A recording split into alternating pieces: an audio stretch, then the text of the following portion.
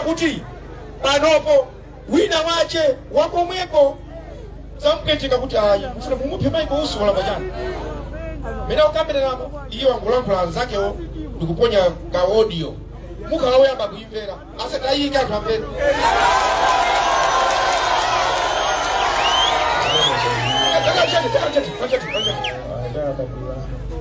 musalole zimenezo wauze so apagamisawo kani mena asairole asalole nkani zimenezo nyamata wose muuzane kani mene itine pafola mubacha namba uimva kandi 4 days so far manganya asowe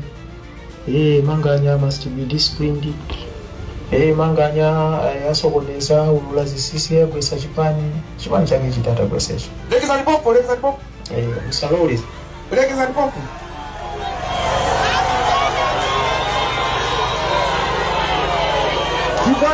Timbani. Kaika ni ndime na ndimana kifungo.